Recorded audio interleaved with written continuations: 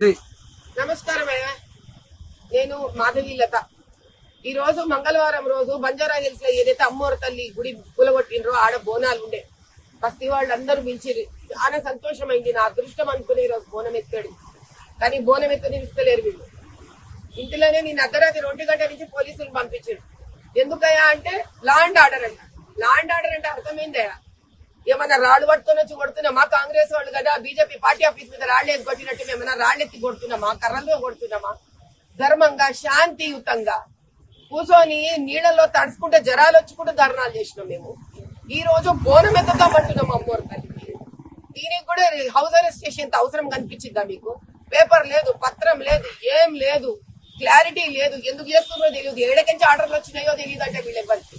కానీ ఏదో ఇంతమంది అయితే వచ్చి కూర్చొని కనీసం నన్ను హాస్పిటల్ కూడా పోనిస్తలేరు. పార్టీ ఆఫీస్ లో మీటింగ్ ఉందంటే మీటింగ్ కూడా పోనిస్తలేరు. వీళ్ళు బోనం ఎత్తనిస్తలేరు.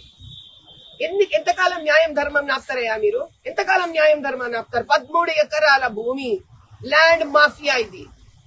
చేసుకోండి, సర్కార్ మీది. రేవంత్ రెడ్డి గారు సర్కార్ మీది సార్, అమ్మేసుకోండి సార్. ఎవడు అడిగినరు మిమ్మల్ని? 80 గజాల అమ్మోరు కూడా అడ్డం వచ్చిందా అయ్యా మీకు? అంత సరిపోదా ఆయన అమ్ముకుంటే? సరిపోతే లేదా నాయన నీకు అంత అమ్ముకుంటే? చెప్పుదంటే నాకు అర్థం కాక బోనం ఎక్కడ మాపిస్తావా? అంత చిన్నగా ఆలోచించగలవా అయ్యా ముఖ్యమంత్రి? ఒక స్త్రీని మంగళవారం పూటపై బోనం ఎత్తని కూడా అర్పిస్తావా? ఇంతమందిని పంపించి ఇదే నీ గొప్పతనం. ఇంత గొప్పగా ఆలోచిస్తున్నావా తండ్రులు? అయ్యా ఆనంద్ గారు, కమిషనర్ ఆఫ్ పోలీస్, ఎంత ఉందా ఉంది నాయన నీ ఆలోచన? నన్ను బోనం ఎత్తడేమో ఆపిచ్చి లా అండ్ ఆర్డర్ అనుకుంటున్నావా?